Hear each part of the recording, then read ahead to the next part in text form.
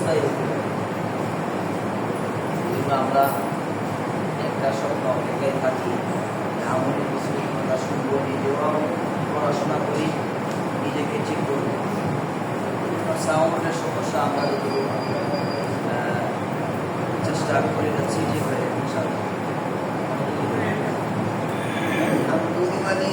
والصلاة على نبيه والوحي والعدل والفضل والحمد والعزم بالجزم بوحدته بكبريائه بسلطان وبإعلان وبإتقان وبإيمان وبيان فيه فرقان وحده لا شريك له وحده بوحدة موحدا بوحدة موحدا بوحدة وحيدا وأحدا بلا مدد وجدد ويسر ووسم كمان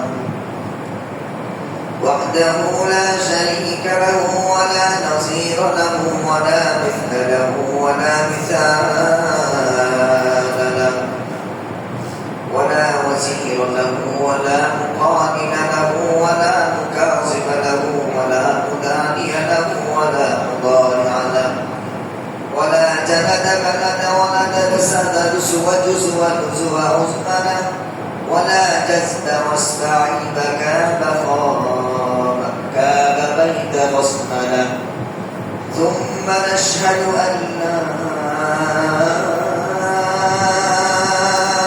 إله إلا الله وحده لا شريك له ونشهد أن سيدنا وسندنا وأيدنا مخطوبنا منزومنا معصومنا مقصودنا جدر الخلق كبيرنا أعظم الخلق وأشرف الخلق وأحسن الخلق وأجمل الخلق من الحسن والسدارة والولاية والحكاية والعناية والهداية والأمانة والإمانة أعلانا وأجلانا وأكبرنا وأزهدنا وأخضرنا وأكبرنا أحمى وأنور أجدر أقفل أوثق أنور أجمل أكمل له ثم نشهد أن عبيد ربنا محبوب جدلنا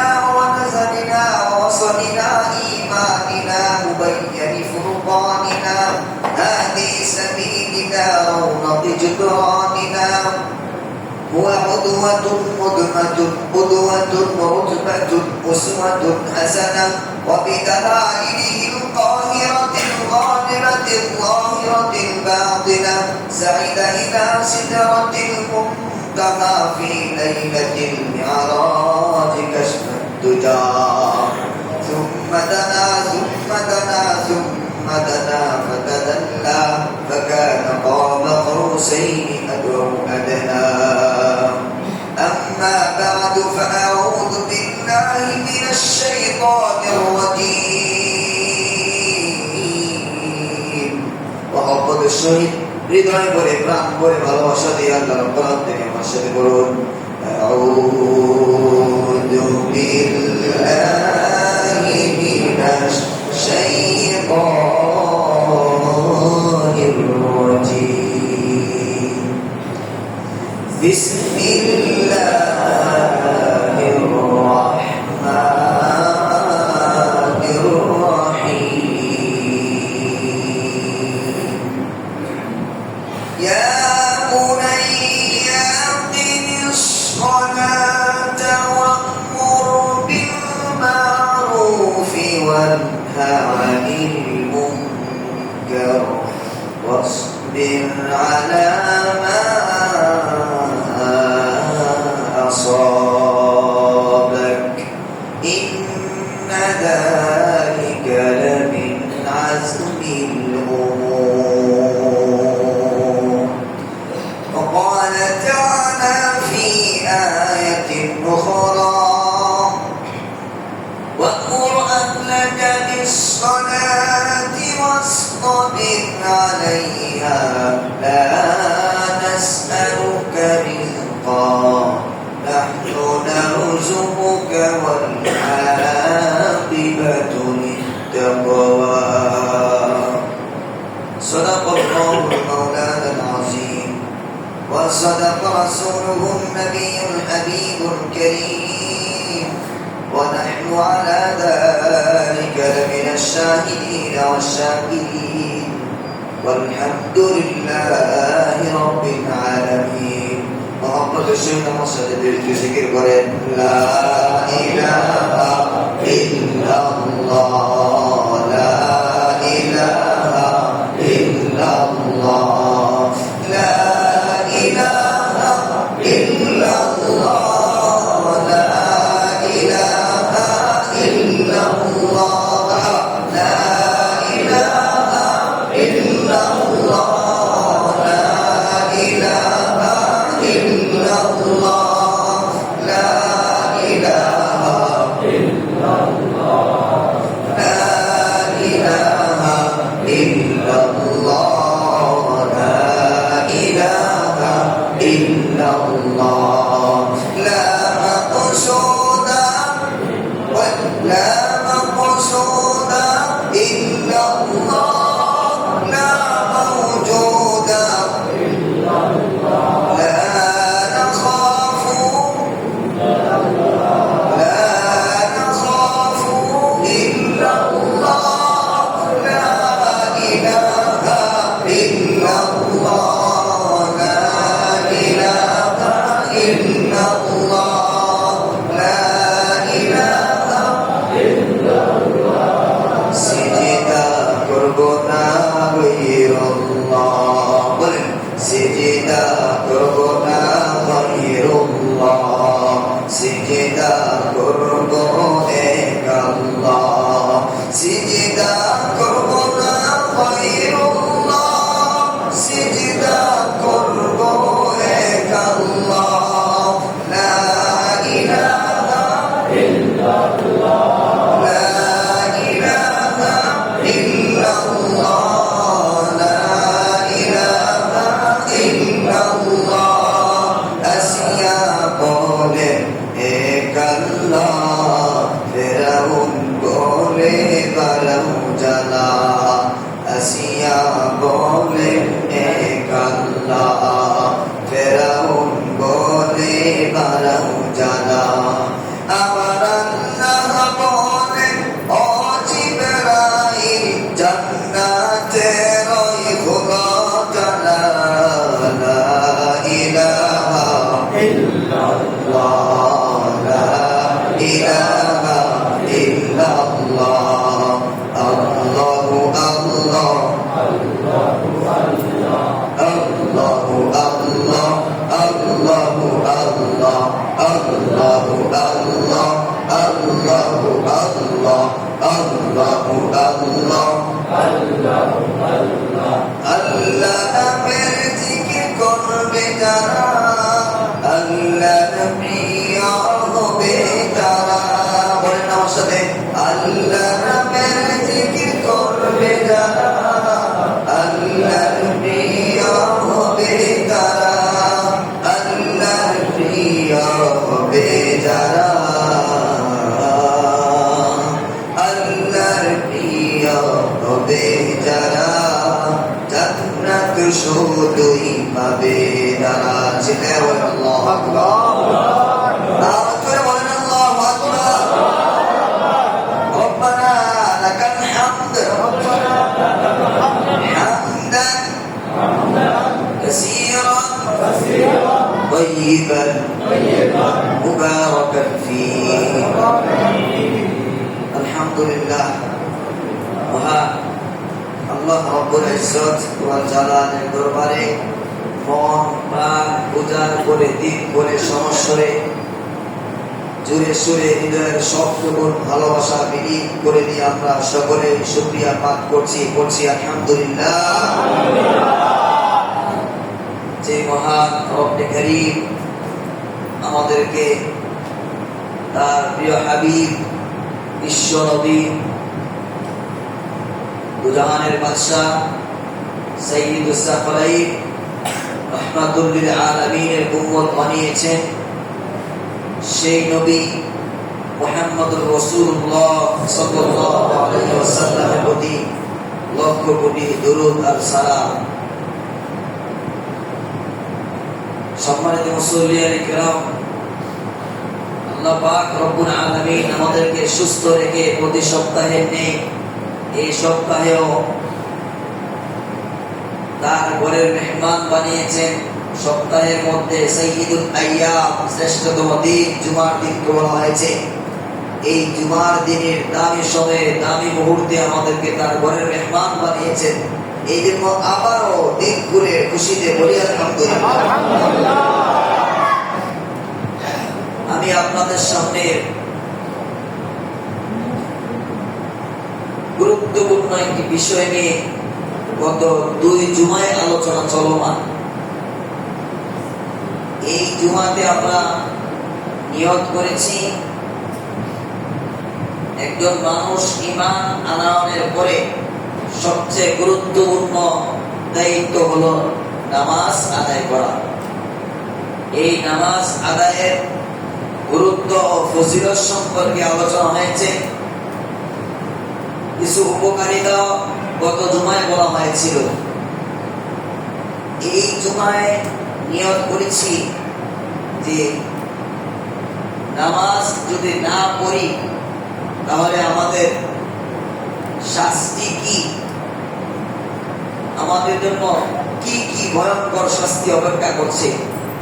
আল্লাহ রাব্বুল আলামিন যেন আমার থেকে কোরআন ও হাদিসের আলোকে এমন কিছু আলোচনা নিয়ে আসেন যে আলোচনা আমার এবং আমাদের সকলের জন্য নাজাতের ওসিলা হবে। বলেন আমিন। আল্লাহ পাক রব্বুল আলামিন আমাদেরকে এই যে নামাজের আদেশ করেছে, আমরা আলহামদুলিল্লাহ নামাজ পড়ি। অনেকেই নামাজ পড়ি না। এর মধ্যে আবার কয়েকটা ভাগ আছে। অনেকে আছে নামাজ পড়ে না কিন্তু তার দিকে ব্যথা লাগে, অনুশোচনা আছে, মাঝে মধ্যে বসে কান্নাকাটি করে আসলেই নামাজ পড়া দরকার কিন্তু পারি না, নিজেকে নিজে বড় অপরাধী মনে করে। তাহলে বোঝা গেল এই লোকটার ভিতরে ঈমান দুর্বল হইল আছে। আর এমনও কিছু মানুষ আছে হায়াত 20 বছর, 30 বছর, 40 বছর, 50 বছর, 60 বছর, লাকি চান্স 70 বছর হায়াত, 80 বছর হায়াত নাই, এক ওয়াক্ত নামাজও পড়ে নাই। আছে অনেকে 100 বছর, 100 উপরেও আছে।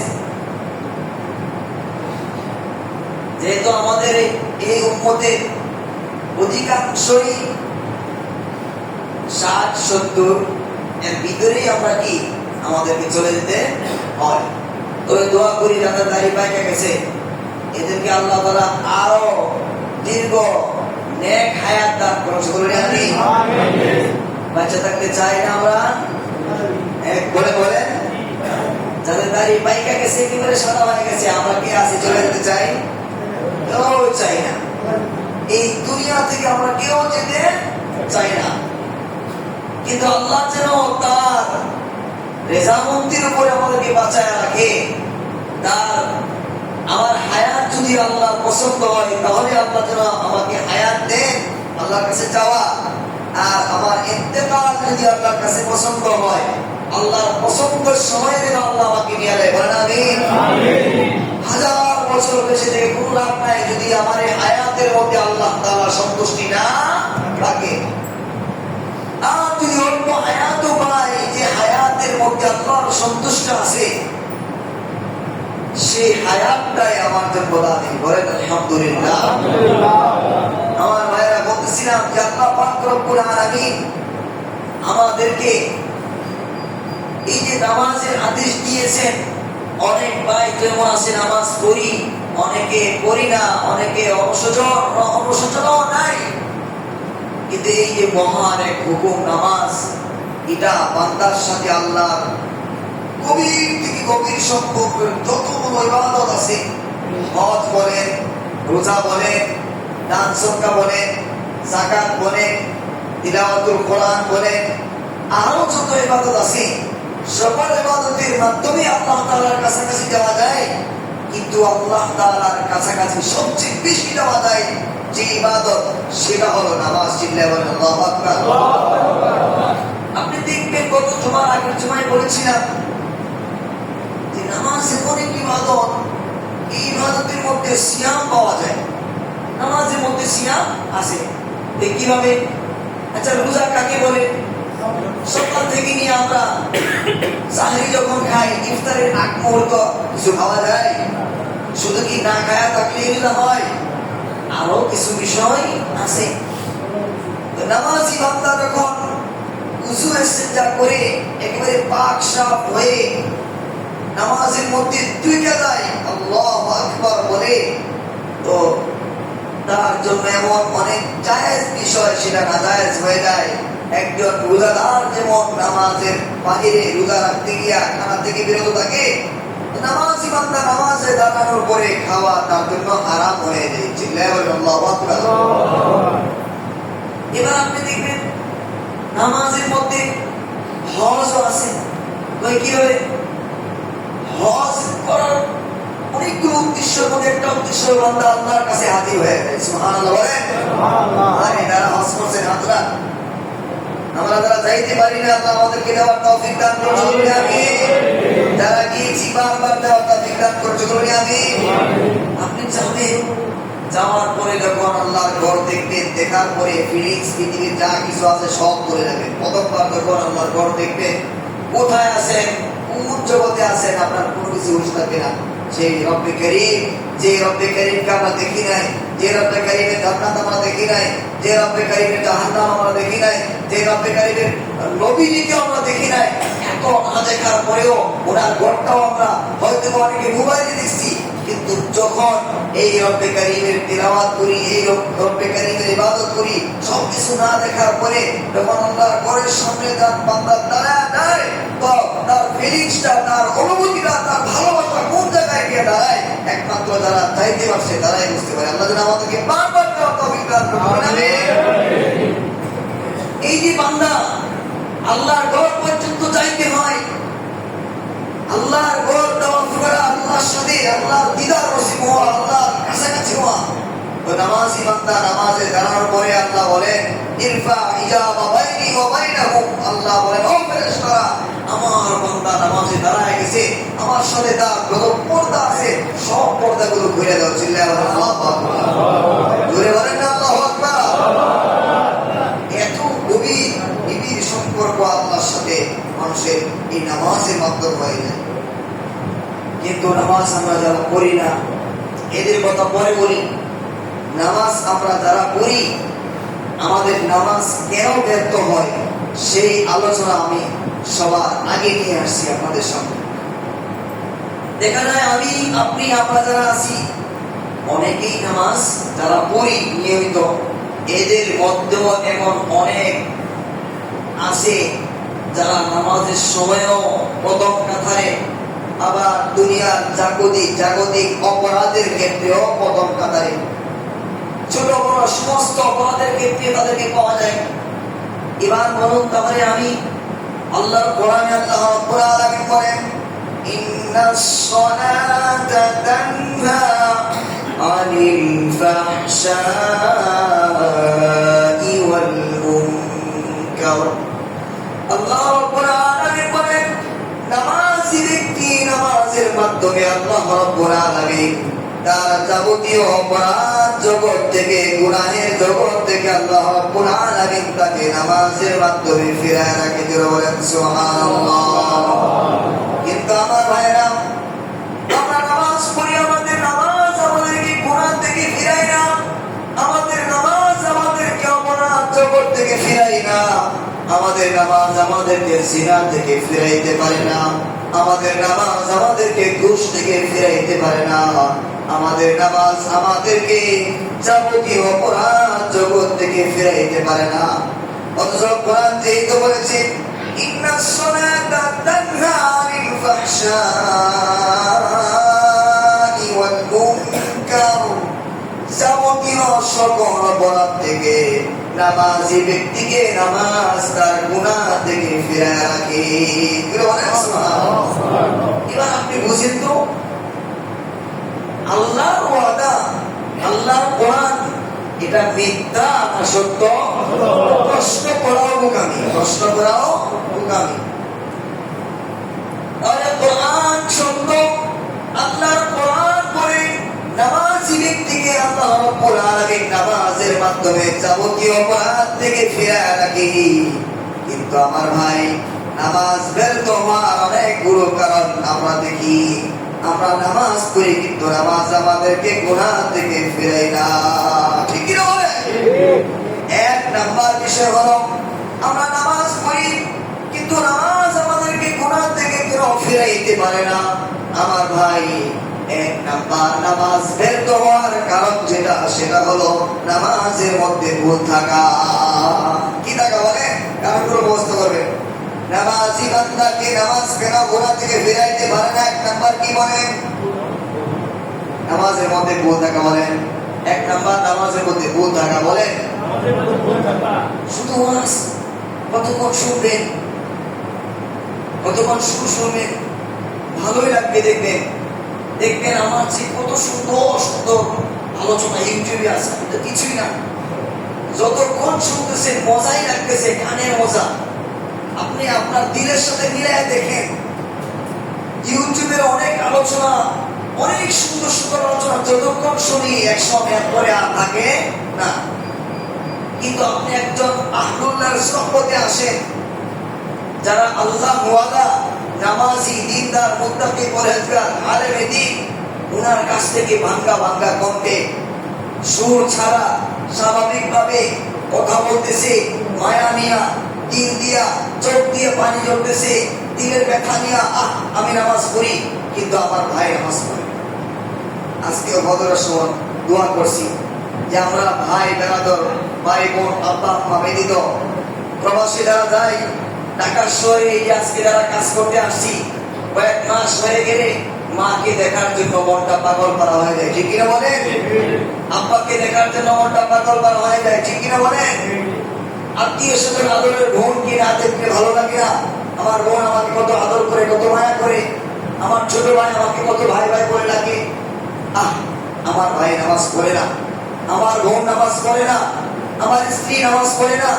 এই যে ব্যথা, ভালোবাসার কারণে আপনি যখন আপনার স্ত্রীকে বলবেন, দেখো আমি তো নামাজ পড়ি, তুমি নামাজ পড়ো না, তুমি নামাজটা ধরো, বাবা বলতেই থাকবেন, বলতেই থাকবেন, আপনার মনের অজান্তেই দেখবেন চোখ দিয়ে পানি ঝরবে।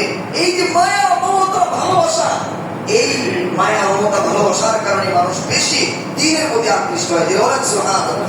দূর করে না, দূর করে না। এই জন্য একটু মুখস্থ করেন, বলেন আমার সাথে, বলেন আমাদের নামাজ ব্যর্থ হওয়ার এক নাম্বার কারণ কি বলেন? বলেন আমার সাথে, নামাজের মধ্যে ভুল থাকা। বলেন কি বলছি?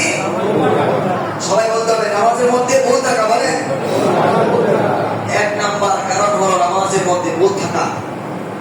এখন আমরা যদি প্রশ্ন করি আমাদের মধ্যে কারা কারা আছি যে কি কি কারণে নামাজ নষ্ট হয়, আমরা জানি? অনেকেই জানি না। আমাদের হায়াতে একটা সময় তো গেছে, শিশুকাল, 10, 11, 12 বছর, তাদের অনেক, আপনাদেরকে কেন, আমিও যদি আমাকে জিজ্ঞেস করি 10 বছর বয়সে কয় ওয়াক্ত নামাজ আমি পড়ছি, আমাকে কয়বার আমার আব্বা নামাজে নিয়ে গেছে, আমি আপনি আমরা সবাই, আমাদের দিনদার ফ্যামিলি যাদের আছে, এরা হয়তো ছোট বাচ্চাকে হাত ধরে ধরে মসজিদে নিয়ে যায়, দিন শিখায়, কোরআন শিখায়, সুন্নাত শিখায়, নবী শিখায়, সাহাবী শিখায়, টুপি শিখায়, কোরআন শিখায়, সুন্নাত তরিকাগুলো শিখায়। কিন্তু যাদের ফ্যামিলিটা দিনদার না, এরা নায়িকা শিখায়, গান শিখায়, ডান্স শিখায়, অপরাধের জগতে দেখা যায় সে কোরআন শরীফ বলতে পারে না, কিন্তু পৃথিবী বিখ্যাত সুপারস্টার নায়ক নায়িকাদের নাম ঠাস ঠাস তার অবস্থা আছে না? বলে যে যেমন ফ্যামিলি করেছে। আমি বলতেছি আমাদের অনেকের হায়াত তো এমন হয়েছে যে 10-12 বছর গেছে, আমাদের নামাজের কোনো খবরই ছিল না। 12 বছরের পর থেকে যৌবন কালে আমি যখন উঠতি বয়সে চলছি, তখন আমার 18, 19, 20 বছর, 22 বছর চলে গেছে। আমার রঙিন দুনিয়ায় যা দেখি চোখে তাই ভালো লাগে, যা দেখি চোখে তাই ভালো লাগে, যত পারি তত গুনাহ করছি, অপরাধ করছি। কিন্তু একটা সময় আইসা যখন শরীরের শক্তি কমে গেছে, যদি এগুলো বলা ঠিক না, মুরব্বী হয়ে গেছি, এখন আর কোথাও চান্স নাই, কোথাও তার সে বাবার নাই, তখন লাঠি একটা হাতে নিয়ে মসজিদে আসি, তাও বলি না আলহামদুলিল্লাহ, বলি না আলহামদুলিল্লাহ। বাশশিরু ওয়ালা তুনাফিরু, ইয়াসসিরু ওয়ালা তুআসসিরু। ওই যে শিল্পীর কথা মনে হয়েছে, তার যৌবনকাল ছিল, কণ্ঠ অনেক সুন্দর ছিল, কণ্ঠে যখন গান টান দিত সারা এলাকার মানুষ জমা হয়ে যাইত। এমন সুন্দর কণ্ঠের কারণে পুরা এলাকায় তার বিখ্যাত পরিচয় সুনাম যখন ছড়িয়ে পড়ল, তখনকার বাদশা পর্যন্ত তাকে আলাদা সিরিয়াল দিয়া তার বাসার বিভিন্ন আয়োজনে তাকে আহ্বান করত। এবং চমৎকার কণ্ঠ। যখন তার যৌবনকাল ফুরায়া জীবনের একটা পার্থক্য আসলো, এই যে আমার দিকে সবাই তাকায় দেখবেন, আমার তো এখন টুপি পরা, আমার টুপিটার ভিতরে যে চুলগুলো আছে সাদা না লাল, কথা বলেন, কালো বলেন না, সাদা না লাল, কালো, তার মানে মনোযোগ নাই, সাদাও না লালও না, অধিকাংশই কি কালো। আমার যে চামড়া আছে, চামড়া এখন টাইট, আমার কথাগুলো মোটামুটি জোরালো, যদি এত সুন্দর বলতে পারি না, কিন্তু আমার আপনার শরীরে যতই শক্তি থাকো, বয়স বার্ধক্যে পৌঁছবে, আস্তে আস্তে চামড়াগুলো ঢিলা হয়ে যায়, ঠিক কিনা বলে? যার দিকে তাকাইলে মানুষ হা করে তাকায় থাকতো, তার এই চামড়াগুলো একেবারে ঢিলা হয়ে যায়, চুলগুলো সাদা হয়ে যায়, কথা একটা বলতে গেলে 4 বার পানি খাইতে হয়, ঠিক কিনা বলে? এই জন্য আমার ভাই যখন তার যৌবনকাল ফুরিয়ে, শরীরের তেজ ফুরিয়ে, সব সময় মানে যে গান গাইতো, এই গানগুলো তার একটার মধ্যে সে টান দিতে পারে না। তো যখন সে যৌবনকাল ছিল, এইটার একটা না কষ্ট যত্ন করে পরিষ্কার পরিচ্ছন্ন করে রাখতো, আর একটা হলো গলার কণ্ঠের মুখ হেফাজত করতো। যখন বুড়া হয়ে গেল, তখন একটারও খবর নাই, এটা হেফাজত করতে পারে না। 2 নাম্বার কণ্ঠ তো পুরা হয়ে সেই কণ্ঠ আর থাকে অনেকে থাকে না। এবার যখন বার্ধক্য উপনীত হয়েছে, আর তার রিজিকের যে গরম গরম উপার্জন এগুলো আর নাই, এমনকি তার ঘরে খাবার পর্যন্ত নাই, একেবারে অসুস্থ এক পর্যায়ে চলে গেছে। কিন্তু ও যে মানুষের কাছে চায়, কেউ তাকে 1 টাকাও দেয় না, ওটাও সে কিছু পায় না। এক পর্যায়ে তার মনে হইলো, আমি তো বাদশার বাড়িতে আমাকে মাঝে মধ্যে আহ্বান করে নিত, তার তো অনেক সম্পদ, আমি ওইখানে গিয়ে একটু চায়ের দিকে পাই কিনা। এবার ওইখানে গিয়ে আহ্বান করলো, কেউ তাকে গেটের ভিতরে ঢুকতেই দেয় না। অনেক কাকুতি মিনতি করার পরে ভিতরে ঢোকার পরে সে চাইলো, কিন্তু তাকে সেই পরিচয় চিনতেই চাই না, তাই আর কেউ বললাম করে না। এক পর্যায়ে সে নিজের ভুল বুঝতে পারে কান্না শুরু করলো।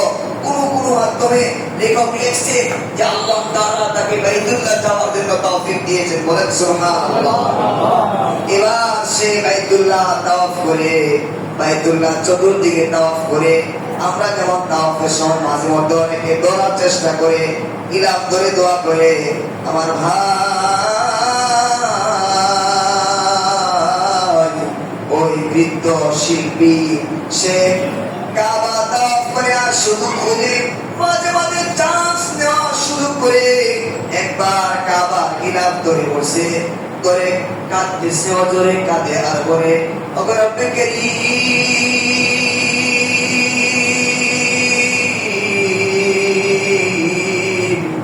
আমার যখন যৌবন কাল ছিল, আমার যখন গায়ে শক্তি ছিল, আমার যখন কণ্ঠে চমৎকার সুর ছিল, ওই সময় আমি তোমাকে গান শোনাই নাই, তোমার কালাম আমি পড়ি নাই।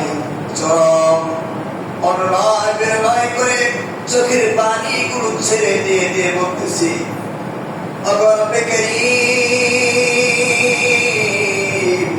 যৌবন কাল শেষ হয়ে গেছে, শরীরের শক্তিও পুড়ে গেছে, আমার কণ্ঠেও তেমন কোনো সুর আর নাই। আল্লাহ, শেষ সময় উপনীত হয়েছি, আল্লাহ শেষ শেষ সময় আমার ভাঙ্গা ভাঙ্গা কণ্ঠ দিয়ে আমি তোমাকে গান শোনাইতে চাই, তুমি শুনবা কিনা? আল্লাহু আকবার, আল্লাহ। আমি শেষ সময় তোমার ঘরের সামনে দাঁড়ায় আল্লাহকে গান শোনাবো, মানে কি আল্লাহর কোরআনের তেলাওয়াত করা, চিল্লায়া বলেন আল্লাহু আকবার। এবারে কাঁদে আল্লাহ রাব্বুল আলামিন তো শেষ সময় কেন হাত্তা নাইতা, আমি এমনকি হাত্তা ইউগফির, বান্দা তোবা যখনই করবে আল্লাহর কাছে আল্লাহ বলেন তামাম হায়াতের 60 বছর 70 বছর 80 বছরের গুনাহ বান্দা যদি চোখের পানি ফেলে দিয়ে চাইতে পারি, আমি আল্লাহ রাব্বুল আলামিন সব অপরাধগুলো মাফ করে দিই। জোরে জোরে বলেন সুবহানাল্লাহ।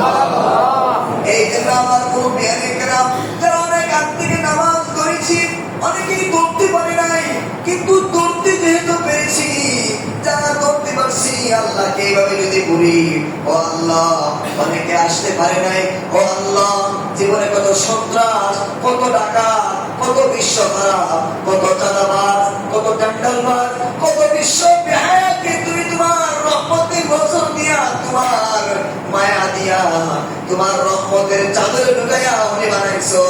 আল্লাহ তুমি যেহেতু আমাকে নামাজি বানাইছো, আল্লাহ মায়া করে দয়া করে আমাকে তোমার প্রিয় হিসাবে কবুল করে নাও। আমিন। এই কথা তুমি নিয়ে আসছো আল্লাহকে সেভাবে বলা। এই জন্য আমার ভাই বলতেছিলাম, নামাজ বের করার এক নাম্বার কারণ হলো নামাজের মধ্যে বহু টাকা নামাজ ভঙ্গের যে কারণগুলো আছে, দিন শিক্ষা আমাদের জানা আছে। আমরা প্রথম পয়েন্টে জানি নামাজ ভঙ্গের কারণ 20টি। নামাজে অশুদ্ধ পড়া, নামাজের ভিতর কথা বলা, নামাজে অশুদ্ধ পড়া, নামাজ শেষ ভুল, এমন এক ভুল যে ভুলের কারণে নামাজ বাঁচে। এই জন্য অনেক দূরে যাওয়ার প্রয়োজন হয় না। নামাজের মধ্যে সর্বপ্রথম আল্লাহু আকবার বলার পরে পরের নামার সাথে আল্লাহু আকবার, আলহামদুলিল্লাহি রাব্বিল আলামিন। সানা পড়ার পরে বান্দা দেখেন আল্লাহর সাথে কি প্রেম, এটা শুনছেন কিনা আপনারা? আগে শুনছেন আলহামদুলিল্লাহি রাব্বিল আলামিন, বান্দা বলে, আল্লাহ বলে হামিদানি আব্দি, বান্দা বলে আর রহমানির রহিম, আল্লাহ বলে আসনা আলাইয়া আব্দি, বান্দা বলে মালিকি ইয়াউমিদ্দিন। এবারে কথা বলে আরে আরো কত গভীর প্রেম দেখেন না। বান্দা যখন আল্লাহু আকবার বলেন আলহামদুলিল্লাহ, বলেন আমার সাথে আলহামদুলিল্লাহ, আল্লাহ প্রেম করে কথা করে ভালোবাসা। ও যুবকের ধরে নাও, তুমি দেখো তোমার নিজের দিকে তাকায়া, তোমার মধ্যে আল্লাহ যে প্রেম দিয়েছে, যে মমতা দিয়েছে, যে ভালোবাসা দিয়েছে, তাম পৃথিবীর মধ্যে তোমাকে শুধু 1% দেওয়া হয় নাই, তাম পৃথিবীর সব মাখলুকাতকে আল্লাহ তাআলা 1% দাও বোঝার জন্য বলা হয়েছে। এই 1% পায়া প্রেমিক আর প্রেমিকা, যুবক আর যুবতীরা, বাপ মা সহ 14 গোষ্ঠীর কথাকে বলায়া কাকিরা সেই কাটায় দিয়েছে কিনা বলে। আমার মালিক তো আমাকে এত বেশি ভালোবাসে, আমার মালিক বলে ইমানের হামদ, ও বান্দা কার প্রশংসা করি, দিল না সুবহানাল্লাহ, আল্লাহু আকবার। বান্দা দাঁড়াইছে বলে আলহামদুলিল্লাহ, আল্লাহ বললে ও বান্দা কার প্রশংসা, ইমানের হামদ, আল্লাহ বলেন লিল্লাহ, আল্লাহ প্রশংসা, আল্লাহ বলেন মানিল্লাহ, বলেন আল্লাহু আকবার। এই প্রেম শুরু হয়েছে। আল্লাহ বলেন ও বান্দা আল্লাহকে, আল্লাহকে, আল্লাহর পরিচয় কি? এবার বান্দা বলেন রব্বিল আলামিন, চিল্লায়া বলেন আল্লাহু আকবার। এবার বান্দা বলেন আল্লাহকে, আল্লাহ হলো যিনি তামাম পৃথিবীর সৃষ্টিকারী, রব্বুল আলামিন। এবার আল্লাহ কয় কি শুনেন, রব্বুল আলামিন কি? মান রব্বুল আলামিন? আল্লাহ কয় ও বান্দা রব্বুল আলামিন কে? এবার বান্দা বলে আর রহমান, বলেন না আসলে তাহলে আর রহমানির রহিম। রব্বুল আলামিন যিনি রহমান রহিম, অতিশয় দয়ালু মেহেরবান যিনি। যদি বলেন আল্লাহু আকবার। বান্দা বলেন মালিক ইয়াউমিদ্দিন। এবার বান্দা যখন বলে আর রহমানির রহিম, রব্বুল আলামিন হলেন রহমান রহিম, মানির রহমান, মানির রহিম। জোরে বলেন আল্লাহু আকবার। ও বান্দা, রহমান কে, রহিম কে? বান্দা বলেন মালিক ইয়াউমিদ্দিন। জোরে বলেন আল্লাহু আকবার। মালিক ইয়াউমিদ্দিন। এবার বান্দা নামাজে যখন আসি, আমরা নামাজ পড়ি, নামাজ ব্যর্থ হওয়ার অন্যতম কারণ হলো অর্থ তো পরের কথা, আল্লাহর সাথে কথা বলা আমাদের ফিলিংস তো অনেক পরে আসবে, আমাদের নামাজ হইতো হয় না। ঠিক কি বলেন? এই জন্য আমার ভাই, নামাজ ব্যর্থ হওয়ার এক নাম্বার কারণ হলো নামাজের মধ্যে ভুল থাকা। দুই নাম্বার কারণ হলো নামাজের মধ্যে আমরা যে নামাজ পড়ি, এই নামাজের মধ্যে খুশু আর বিনয় না থাকা। ঠিক কি বলেন? অথচ ইবাদত শুধু নামাজ না, সকল ইবাদতের ক্ষেত্রে খুশু, বিনয়, একাগ্রতা, ঘনিষ্ঠতা এমন একটা বিষয়, যে বিষয়টা না থাকলে ইবাদতটা কবুল হওয়ার ব্যাপারে অনেক দূর চলে যেতে হয়। অথচ নামাজের ব্যাপারে নামাজের এই চিন্তা বলেছেন قد أفلح المؤمنون الذين هم في صلاتهم خاشعون। এই নামাজের মধ্যে খুশু না থাকার কারণে আমাদের নামাজ ব্যর্থ হয়। তার মানে এক নাম্বার কারণ পাইলাম নামাজ ব্যর্থ হওয়ার এক নাম্বার কারণ হলো নামাজ যে পড়ি নামাজই তো হয় না, মানে নামাজের মধ্যে ভুল থাকা। দুই নাম্বার নামাজের মধ্যে খুশু বা বিনয় না থাকা। এবারে খেয়াল করে দেখেন নামাজের মধ্যে খুশু কিভাবে আনবেন, অনেক পরে আলোচনা। নামাজের মধ্যে ভুল থাকা, তিন নাম্বার হলো নামাজের মধ্যে, দুই নাম্বার খুশু না থাকা, তিন নাম্বার নামাজের শিক্ষা আমাদের মধ্যে না থাকা। নামাজের শিক্ষা আমাদের নাই।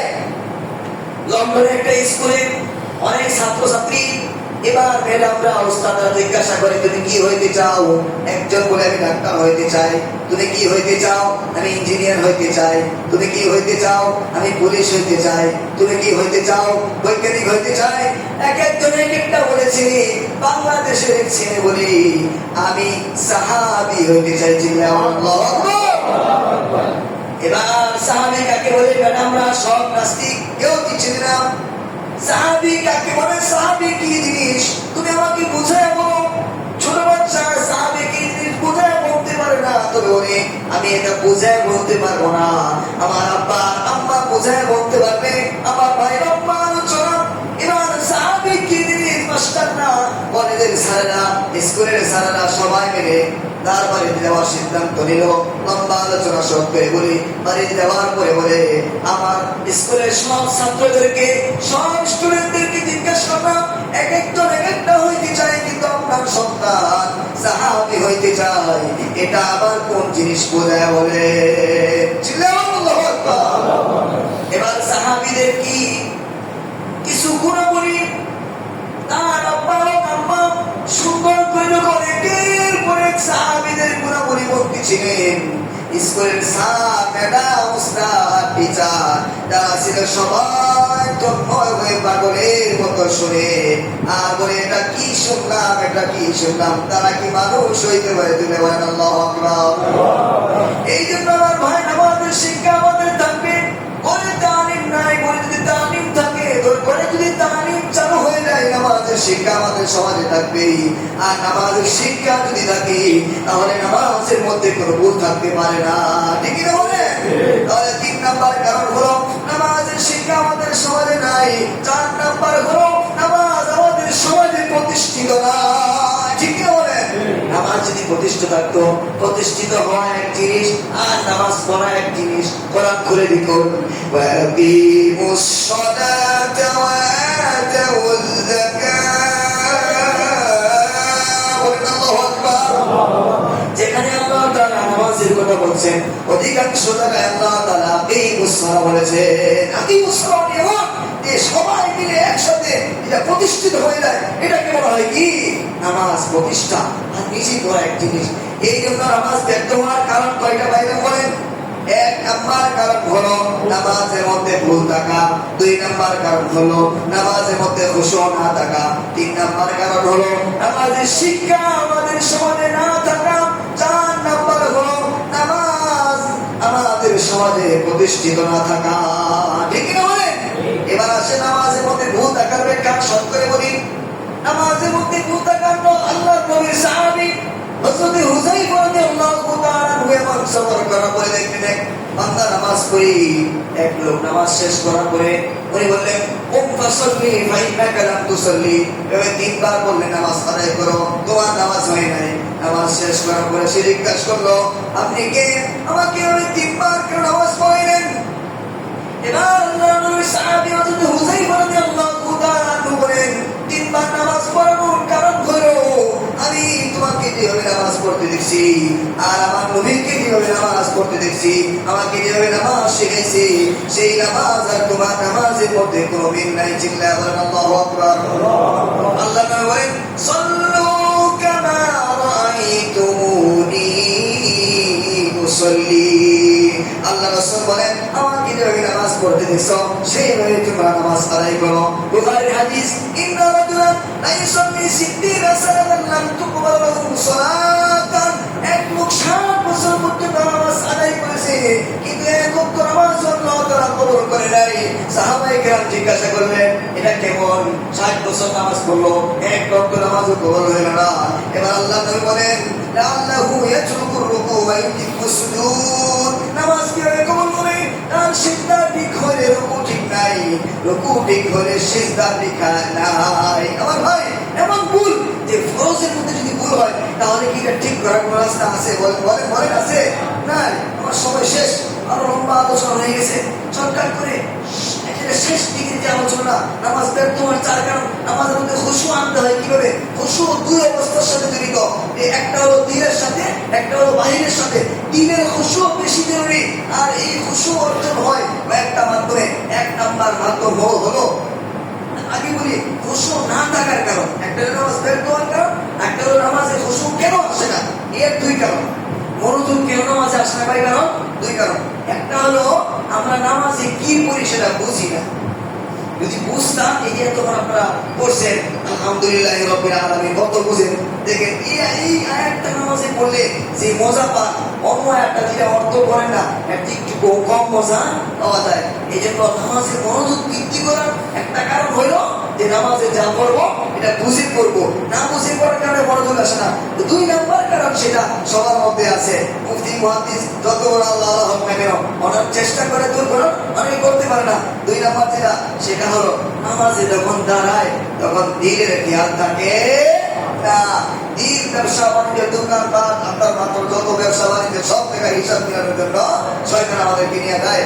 তাহলে নামাজে মনোযোগ না থাকার দুই কারণ, এক নাম্বার যা পড়ি বুঝি পড়ি না, দুই নাম্বার দিলের খেয়াল থাকে না। এবার দিলের খেয়াল কিভাবে আনবো এই অবস্থা শেষ আলোচনা। দিলের খেয়াল করেন নামাজে যখন আমি দাঁড়াবো সবাই আমার সাথে বলেন এই নামাজ আমার শেষ নামাজ। বলেন আমার সাথে। কত নামাজি নামাজে আসে সিজদায় পড়ে চলে যায়। আল্লাহ তাআলা আমাদেরকে সেরকম মৃত্যু দান করুন। আমিন। নামাজে মনোযোগ তৈরি করা অন্যতম মাধ্যম। বলবেন আল্লাহ এই নামাজ আমার শেষ নামাজ, এই নামাজ আমার আখেরি নামাজ।